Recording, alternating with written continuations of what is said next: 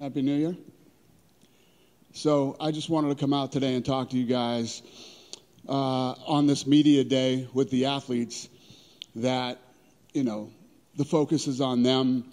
These guys have trained hard and got ready for this fight. What happened on New Year's Eve is my mistake, not theirs. And obviously, nobody's more about free speech than me. If somebody, if one of the fighters wants to come out and voice their opinion on it and whatever it might be, then by all means. I'm sure you guys have seen the TMZ video and seen my interview. It was obviously a horrible personal experience, and there's no excuses for it. Something that I'm going to have to deal with and live with for the rest of my life.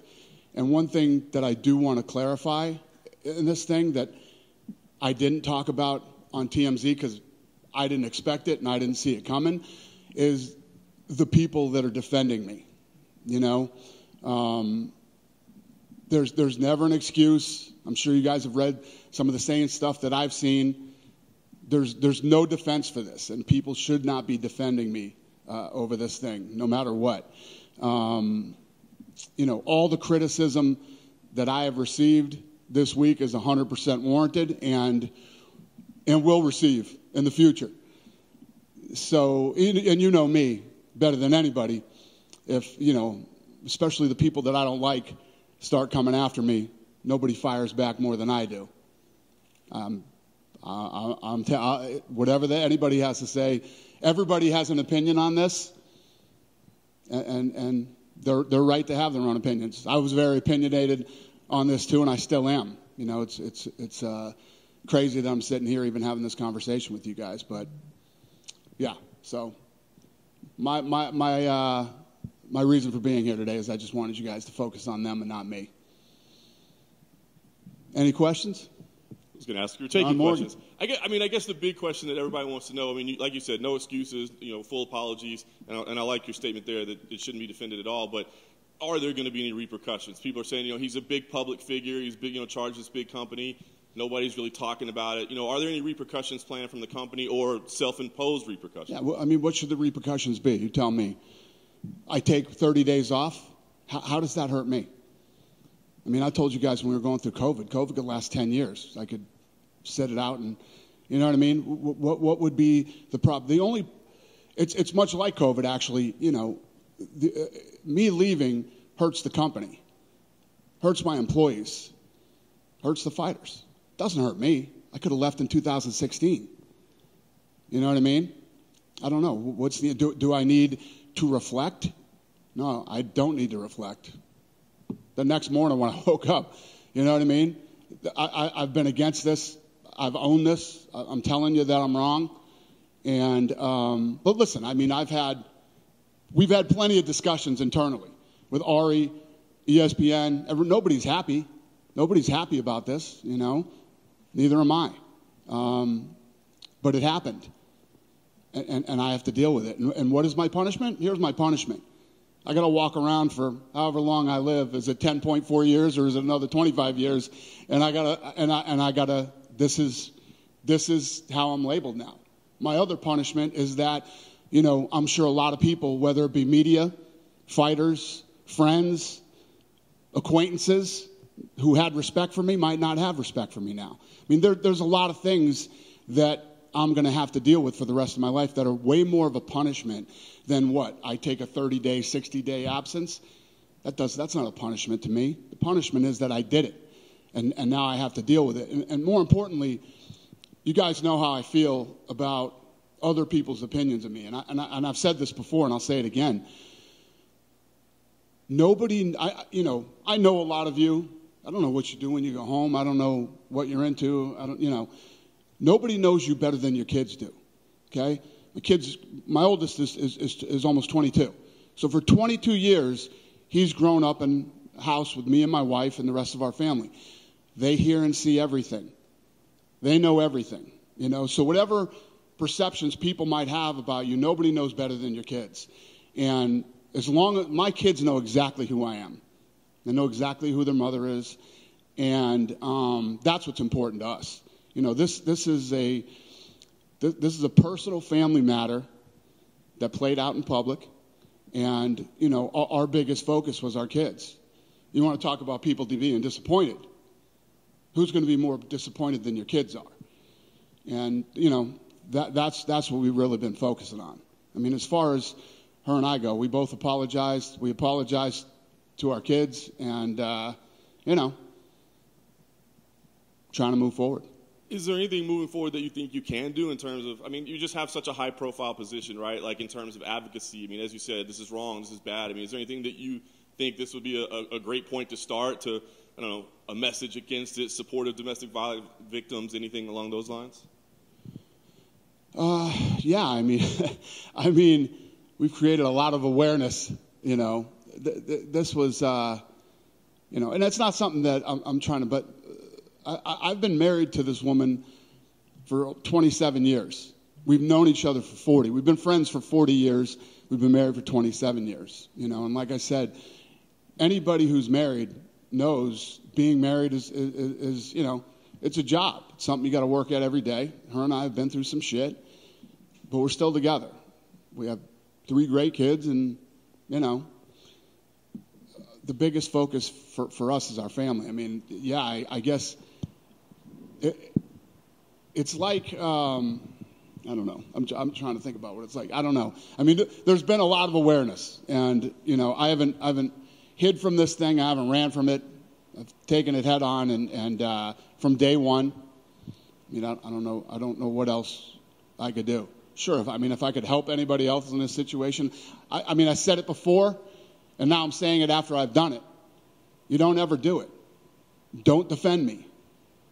Don't anybody defend me. There's no reason to even try to defend me. And I don't want any of our fighters in this position where they feel like they have to, unless they want to come out and say, he's an asshole, or, you know, whatever their feelings are about this. I'm all about free speech. So, last thing for me, Dana, I know it was incredibly unfortunate timing, I guess, in terms of the launch of a slap league. I mean, do you think that's going to impact what happens with that, or is it good to go? Or what? There is no good or bad timing for what I did. You know what I mean? There's irony, very ironic, but there's no good or bad timing for what I did on New Year's Eve. Dana, obviously, you know, when something like this happens, you've got to take it day by day. I'm sure plans are changing about how you deal with it, but sitting here today, do you think, oh, maybe I should have done this differently, maybe I should have put out a statement rather than go to TMZ? Is there anything you would have done differently? I would have stayed home New Year's Eve. If I could go back and change anything, I'd have stayed home on New Year's Eve, yeah. But no. I don't know. Do you think so? I don't know, maybe an official statement, but if you said that in TMZ, it's the same words. I did an interview on TMZ. I literally, what else was there to say? No, I agree. I mean, you could literally write an official statement from my TMZ interview.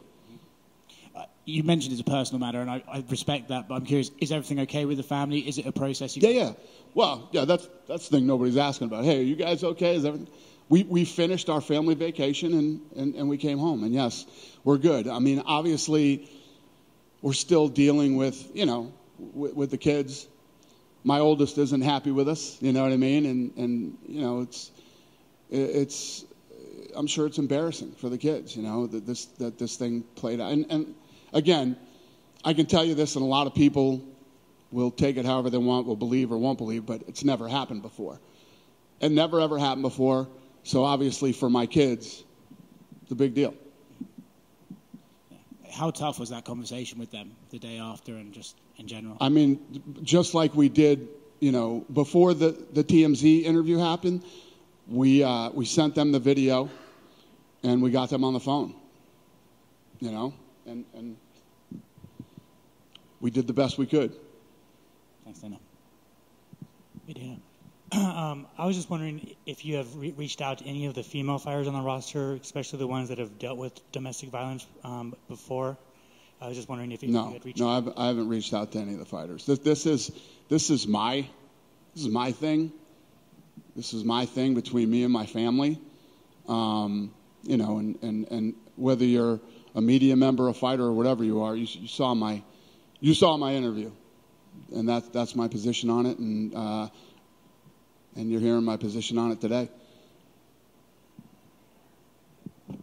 Dana, thanks for coming out. Obviously, both sides carried a little bit of fault, but I thank you for coming out here, and seems that you're taking a lot of the blame. You don't want people to defend you. What do you say to the people that are wanting to put the blame on your wife, that your wife started this, and that was ramifications of her actions? No, there's only one side of this. It's my side. There's never a reason or an excuse for what happened on New Year's Eve to ever happen, period. And like I said, I'm 53. I'll be 54 this summer. Never done it. I mean, never put my hands on a woman in my life other than my sister when we used to try to kill each other when we were little. You know what I mean? But other than that, this is the first time that it's ever happened, and I guarantee you it will never happen again, and nobody should be defending me. There aren't two sides of the story. There's only my side. Thanks, Dana. Thanks. Hey, Dana. Yep. To your left. Hey. In 2014, you said you don't bounce back from putting your hands on a woman. How do you bounce back from this as a leader in the UFC and at home as a husband and a father? You don't. You don't bounce back from this. You don't ever bounce back from this, you know? For the rest of my life, like I said, however long that is, people are going to label me that. You know what I mean? I did it. I did it. How do you repair things at home? You don't. You don't bounce back from it. You wake up every day and try to be better than you were yesterday, and you make sure that never happens again. Whatever steps you have to take to make sure that you're never in that situation and that never happens again, that's what I need to do. And it's a fact. I mean, there's a couple things in life that you don't bounce back from, and this is one of them. That's a fact. Hi, Dana. Thank you for coming out. I know it can't be easy to face us all. I want to know if there's going to be any changes going forward with fighters that are in this similar situation, if there's any changes to procedures, or now that you've gone through it, if you're going to have any different take on that. Well, I don't have a different take on it. I mean, it all depends on different situations, you know what I mean? But hopefully everybody's seen what's going on with me, and hopefully this never happens. But at the end of the day, we're all human beings. We all make mistakes, and all you can do is try to recover from the mistakes that you make in life. Yeah, I don't know. I'm sure it'll be on a case-by-case basis. I mean, we got a lot of people around here that make a lot of mistakes, and I'm one of them. Thank you. Yep. Dana, just one. Other than everything we can see, is there any damage financially, talking, any sponsor or anything financially, any damage for the company? No, I don't think I don't think so. But still early too, so we'll see. Done with me? Have a great day. Thanks.